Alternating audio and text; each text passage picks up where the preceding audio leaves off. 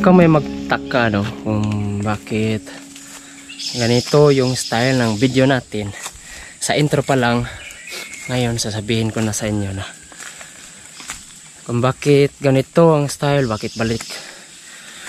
Ang totoo niyan, balik gubat tayo, focus tayo sa gubat, kung ano mang makuha.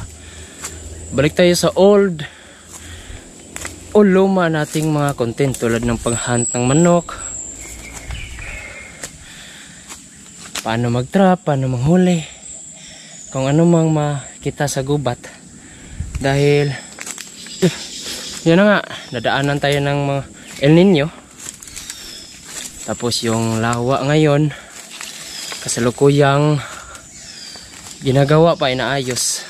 20 years siguro yung kontrata nila dyan. Kaya kung mag-antay tayo, wala. Sasapa naman. Hindi na tulad ng dati dahil naubusan ng tubig, natuyuan. Kaya hindi tayo makapag hanap kung ano mang maulam doon tulad ng hito. Yung kasili last na nahuli namin, may kalakihan din. Kaya wala. Ngayon, susubukan kong bisitahin ang mga lugar kung saan ako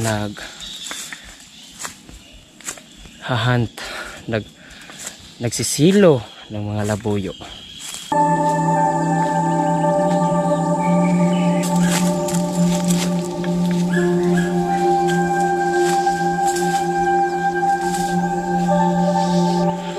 Medyo may kalayuan pa to sa pinagsisiluhan ko. Rinig nyo na kung anong meron sa lugar. Sagana to sa yamang kalikasan tulad ng mga ibon,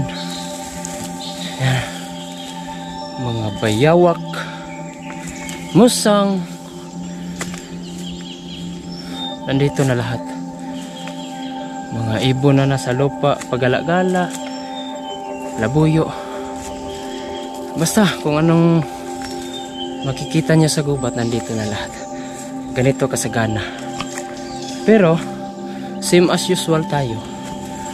Kung anong pinagbabawal, hindi pwedeng hulihin. Bakas ng manok na labuyo.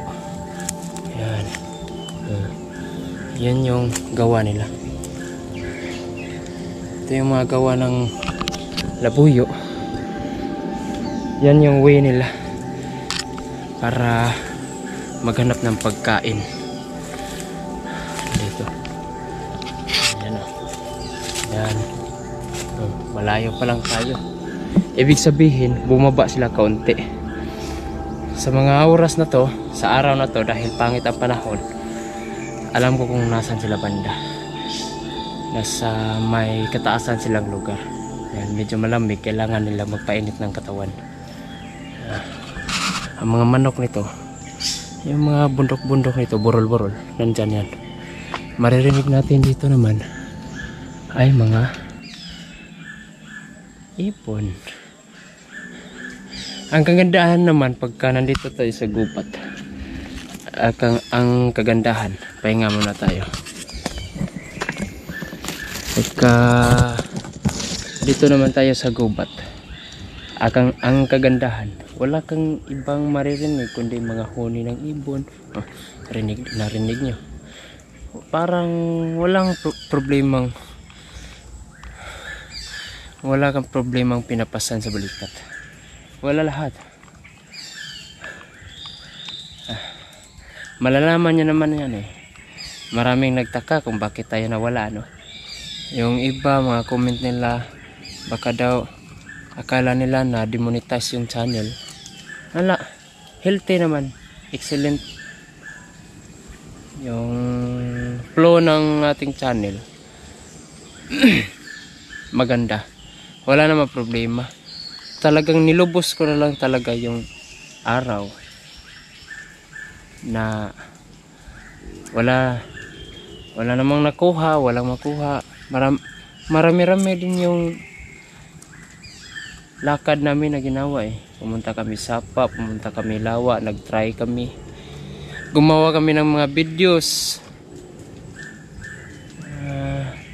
Sa bandang huli wala namang napala.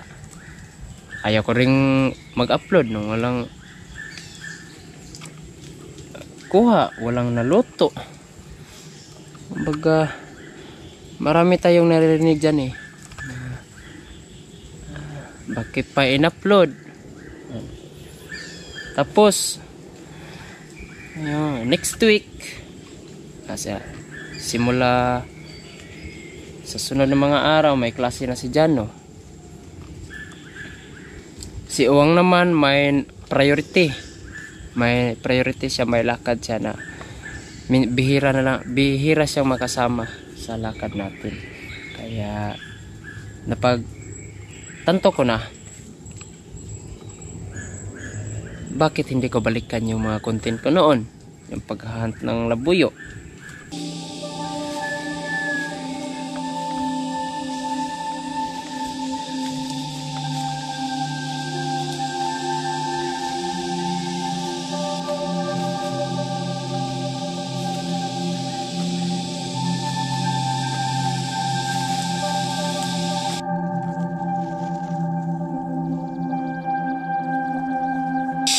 Itong gubat na to, hindi na kasi tulad ng dati na kung gusto mong gumala, pwedeng pwede. Wala kang kailangan pagkatakutan. Ngayon meron na. May kobra na kasi. Pagka ganitong panahon, tag-ulan na, yung ganong mga ahas kasi nagkawatak-watak na yun. Hindi tulad nung tag-tuyot, tag-init, madali lang makita yun, madali lang iwasan dahil nasa anong tawag nito, nasa malapit lang sa tubig. Kumbaga, uy, labuyo, sorry ha, may labuyo doon, ang ganda ng tilaok. Ayan, balik tayo. Madali lang kasi silang maiwasan pagka tagtuyot. Dahil ang kailangan hindi mo madaanan noon yung gilid ng sapa na medyo madamo. Tapos may mga butas-butas. Hindi tulad na ngayon na tag-ulan, paggala-gala sila. Paggala-gala kasi yun eh. Kailangan doble ingat din tayo pagkaganon. Ang ganda na oh. Hindi na tulad nung nakaraan ng pagkatapos ng bagyong Odette na once napapasok ka sa gubat ganito, hindi mo madaanan. Ngayon kitang kita ng lalim. Pwede na lagyan ng silo. Doon labuyo, ang ganda ng tilaok. Rinig niyo yan?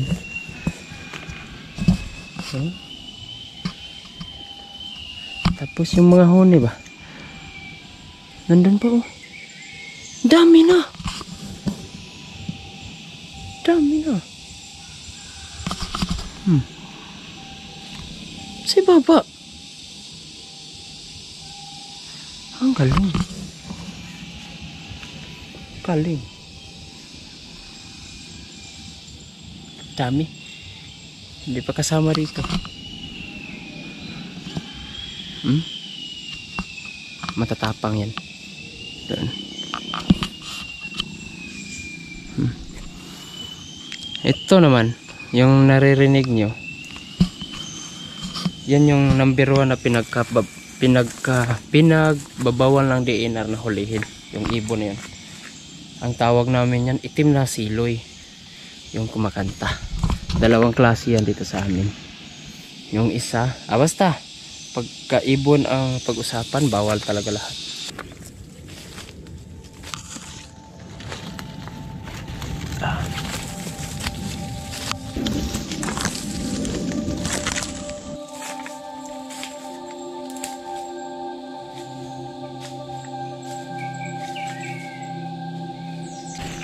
Ito na yun. May maraming pinya pero walang bunga. Baka naubos na, no? Oo nga, naubos na.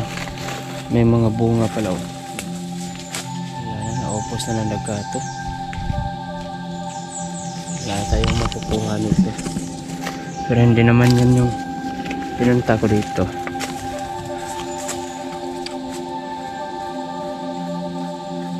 Ayos na ang lugar, ah.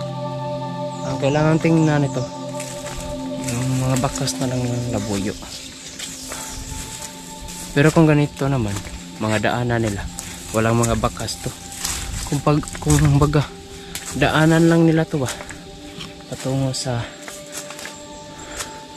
lugar kung saan sila magtipon-tipon. Yan. Daming kahoy. Ganda.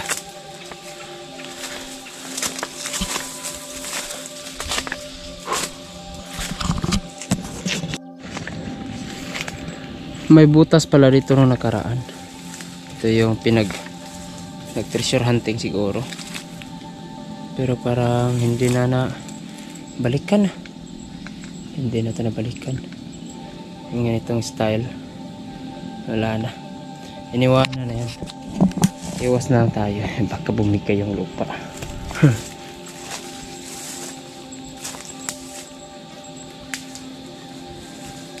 Ito hindi na pwedeng lagyan siguro ng silo to. Mas maganda dun sa ibaba konti. Sa gilid nito. Nandito pa siguro yung mga silo ko. Wala, luma na yun. Lagpas 2 taon na. Maganda tong balikan ng lugar na to, guys. Dun sa ibaba konti, maglagay tayo ng silo. Kung may mga mahuling mga anong tawag nito, pinagbabawal, hindi, pakawalan lang. Yung labuyo naman, kahit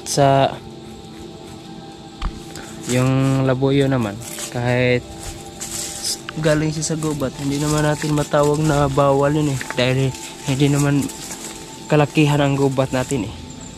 800 plus hektar lang to. Tapos ang gilid-gilid, may mga bahay, may mga manok, may mga Bisayang manok tawag sa amin, paggalagala lang.